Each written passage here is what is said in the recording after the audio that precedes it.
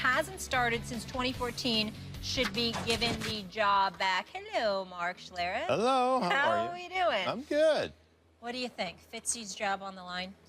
Well, I think your job is always on the line when you don't play well. I mean, obviously, I would look at the Jets as an organization and go, if Geno Smith can't get into a game after Fitzpatrick has thrown 9 picks in the last 2, how much do you hate Geno Smith? I mean, why is he on your roster? If you can't put him in, if you can't say, hey, Fitzpatrick, listen, man, it's not going your way today. You've thrown 5 picks. You know what? Why don't you come over here, sit on the sideline a little bit. Let's let Geno go ahead and finish this game up. If you can't even make that move at that point, then why is he on your roster? And, oh, by the way, Bryce Petty is hurt. You draft Christian Hackenberg. Have you not developed a quarterback that you feel consistent about or that you feel good enough about to put in a game when your starter is really struggling? I'm not just saying bench him. I'm saying pull him and say, man, listen, man, tough day. It didn't go your way today. But they don't even have the faith in Geno to do that. It really shows you from a personnel department what they're giving Todd Bowles, the head coach, to work with if they don't feel comfortable putting Geno Smith in a game in the last 2 weeks. So my question again would be, why is he on your roster? If you can't stand him that much, why is he even on your roster? 100%. And by the way, Geno Smith didn't get a long-term deal. First, he didn't get the money he wanted, then he didn't get the years he wanted, and there's a reason for that. It's because he hasn't been a very good quarterback throughout his career. He's a competent NFL quarterback, a very good backup, and as a starter, you're probably looking for someone a little bit better. If, you know, he doesn't look like a long-term, never been a long-term answer to anyone's franchise. He's turnover-prone, obviously. 9 interceptions in like a half a second. Yeah, the other guy should be starting. And the thing is, since you don't have long-term plans for Fitzpatrick, since if you lose this week, you're probably not going to make the playoffs, and since at least Geno Smith has shown flashes at times, why wouldn't you start him? It doesn't make any sense. I think absolutely Fitzpatrick's job should be on the line this weekend. It makes perfect sense why you wouldn't start Geno Smith. Geno Smith is 11-18 as a starter in New York. His QBRs in the 2 seasons that he played was 38-44. Enough said. New York doesn't believe in him. New Yorkers don't want him. Plus, you went out and you drafted, you drafted Bryce Petty. You drafted this guy Hackenberg out of Penn State. And so the fact of the matter is you've got 3 quarterbacks on your roster where none of them may work for you. I like McCagnon a lot. I'm really fond of him. But these are the kind of questions that have to be answered. Whether it's him, it's Bowles, or both. Something's wrong with that picture when you are looking at a Ryan Fitzpatrick. You got 3 other quarterbacks, and you ain't thinking about playing any of them. Now, in Ryan Fitzpatrick's defense, I will say this. You got the 6 interceptions against Kansas City. Deplorable performance, no doubt about that. But those 3 interceptions he threw last week, I thought were a relative misnomer. One of those interceptions went right through the hands of his receiver. The other one was a desperation heave near the end of the game. So to me, those 2 don't really count. What we really come down to is that Ryan Fitzpatrick had a very, very bad game against Kansas City. I don't think we should be looking at him as his job security at all unless he comes out and stinks up the joint with another 4, 5, 6 interception performance. If barring something like that, I don't see that you have a better option in a Jets uniform at this particular moment in time. Right, that's why his job's on the line. If he plays poorly, then he should be yanked. Well, he should be, but if you don't... But go ahead, I'm sorry. No, if you have no faith in the guys that you have on your roster, why are they on the roster? Here's the other thing, man, that doesn't get enough attention in this day and age of the National Football League, and this is a big issue. And this is where some franchises set themselves apart and other franchises continue to struggle along the way. It's not just drafting guys. The most important part is developing guys. And it's really hard to do nowadays because you don't get to practice anymore. You don't get the time. You don't get that. So you better have guys on your staff that know how to develop a player and get that player up to speed quickly without that practice time. And, you know, the franchises that are doing it right now, the Denver Broncos have done a great job. New England is always exceptional at this. They draft, but more importantly, they develop. You can't develop a quarterback that you feel comfortable with in 2 weeks when your quarterback has thrown 9 interceptions. You got issues. And by the way, how do you develop a guy if he never gets out on the field?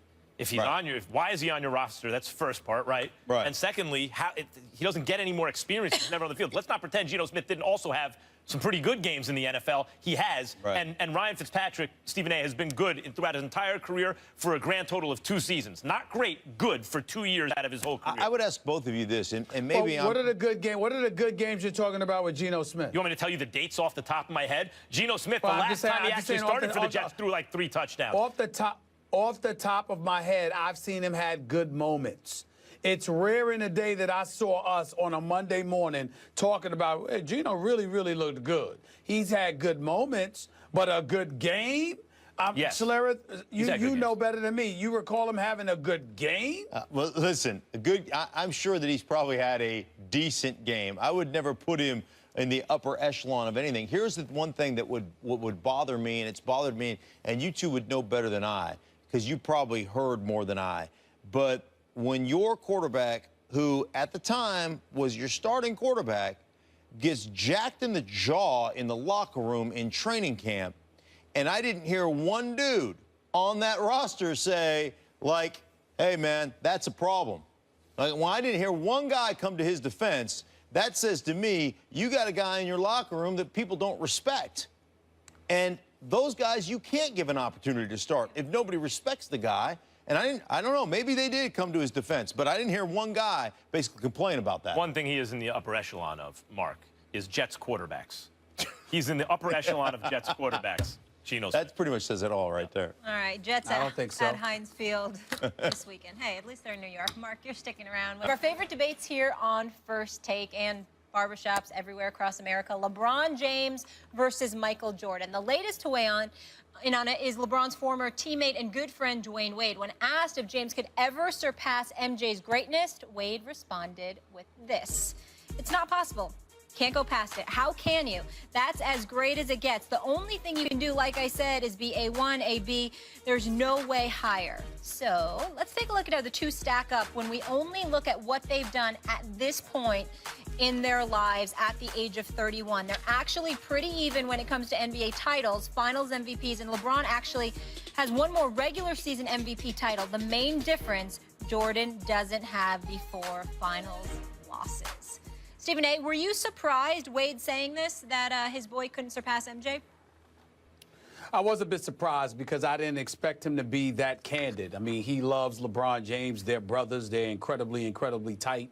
And nothing about that has changed nor will ever change. A matter of fact, D-Wade butted heads with Pat Riley upon LeBron James' departure from South Beach because Riley's old school. The minute LeBron James left, LeBron was the enemy. And he wanted everyone in the Miami Heat organization to adopt that mentality as LeBron James being the enemy. And D-Wade doesn't play that game. That's not who he is. He and I spoke about that personally on several occasions. That's not who he is. LeBron James is his brother for life, and that's just the way it's going to be. And even though LeBron James has friends like Chris Paul's the godfather to his sons, and, you know, he's tight with Melo and what have you, outside of Randy, Maverick, and Rich, nobody's closer to LeBron than you know, D-Wade along with CP3. And so please understand that. Having said all of that, I still can't deny the fact that D-Wade is absolutely right. Let's just call it what it is. LeBron James is the best player in the world. LeBron James belongs on the Mount Rushmore in NBA annals when you consider some of the things that he's been able to accomplish. He's not finished yet, but he never has, nor will he ever be Michael Jordan. And that is the reality. What LeBron James grew and matured into, MJ was that killer coming into the league. He just didn't have the parts to help him. That same dude that Larry Bird called the closest thing to God when he dropped 63 on Boston in just his second year in the league in the playoffs, that's Michael Jordan. That was never LeBron James. And so when you look at it from that perspective, let's also understand the biggest component. This is the biggest reason that we all have to undeniably agree with Dwayne Wade without any compunction whatsoever. I don't care if LeBron wins 4 more rings. LeBron James has 4 NBA Finals losses. Michael Jordan was 6 for 6 with 6 NBA Finals MVPs and never, ever, ever even allowed a series in the finals to reach a 7th game. I'm going to repeat that. There was never a Game 7. No matter what greatness we've seen from Michael Jordan, I have always contended that the greatest of Michael Jordan we would have ever seen is if Michael Jordan was pressed with his back against the wall with a championship on the line in a Game 7 of an NBA Finals. And that's the one thing Michael Jordan robbed us of because he never allowed a series to get to a Game 7. That is a fact. And because of that reality, let's be clear, LeBron James never has, nor will he ever be Michael Jordan. He's great. He's great. Greatest small forward ever. But he would never be MJ. Yeah, no, he's and not. I appreciate Dwayne Wade telling the truth. He's not Michael Jordan. This did not surprise me because Dwayne Wade plays in Chicago. So, first of all, as you just made the case, Stephen A., Jordan was better than LeBron anyway. And by the way, kids who love LeBron so much, and you have every reason to, he's an amazingly great player. It's hard to imagine when you're looking at LeBron there was ever a guy better than that. But I'm here to tell you that there absolutely was a guy decisively and clearly better than LeBron James. Let me just tell you that the more advanced the metrics, the more they study it, the more Jordan holds up over LeBron James, even for a career average. Don't forget, LeBron is maybe in slight decline, but he doesn't have like Jordan's Wizards years to factor in yet. And yet, even then, career averages, Jordan better than LeBron by the most sophisticated, advanced metrics. He totally holds up. Now, for those who would say, well, look, the MVP edge goes to LeBron. LeBron has deserved many more than 4 MVPs, and Jordan deserved many more than the 3 that he gotten by that point. Jordan really deserves about 10 MVPs. LeBron probably already deserves 7 or 8 of them. But for those who would say, yeah, well, Jordan is 6 for 6 in the finals, and at this point had 3 finals wins, and LeBron has 3, but LeBron has all those finals losses. Look, LeBron was getting to the finals. Jordan wasn't. Let me just say this again. I've made this case in the past, but I want to be clear about this. Michael Jordan, the first time he played with another All-Star, no one can win a championship without another All-Star. The first time he played with another All-Star was Scottie Pippen's first All-Star year. They took the defending champion Pistons 7 games that year and lost because Pippen couldn't play in Game 7. Now, if you look at the numbers, Pippen was not yet in his prime. It was just his first All-Star appearance. The following year, Pippen entered his prime. His PER jumped to prime levels, for example.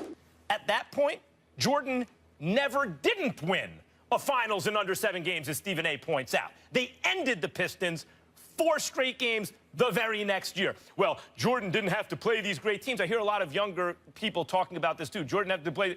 Okay. Malone, Stockton, Hornacek, a great coach. That's not a great team. What about the season before when the Orlando Magic had won 60 games with a prime Shaq and Penny? And Jordan swept them out the year he came back, swept them out of the playoffs, and followed that up with a win against a Seattle team that won over 60 games. LeBron is amazing. Jordan was better. It's the way it is.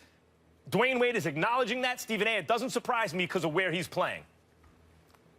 The other thing is, well, he said it before as well. That wasn't the first time he said that about LeBron and Jordan. That was long before he arrived in Chicago. He said that before. Number 2. Well, some of these people, they point out that, you know, well, MJ went to 6 finals, but doesn't that mean he lost in earlier rounds? Stephen A's not getting it, blah, blah, blah. Let me tell y'all something. Does everybody remember that when Jordan came into the league, the Boston Celtics and the Los Angeles Lakers were the stars? You had Larry Bird with McHale and Parrish and Ainge and Henderson and all of these boys. You had Magic with Worthy and Kareem and Rambis and everybody else in L.A., okay? There was a hiccup that, you know, you got the Sixers in '83 prior to that. You got the Pistons interrupting the proceedings. He had to go against stiffer competition. But still in all, he went to 2 consecutive NBA finals before three-peating. So, and that's fourth, like you said, it's got to conference finals. I'm sorry. You got to remember, Pippen, like you said, couldn't play that Game 7 the year before they won their first championship. Then in 1993-94, Jordan was out. That didn't count. 95, he came back with 17 games left in the regular season and had lost to Shaq and them in Orlando because he had only been back for 17 games and then three-peated. So legitimately, if Jordan hadn't left the game of basketball, Jordan would have gone to and possibly won 8 straight NBA championships in an era where you couldn't get called for a foul for passing.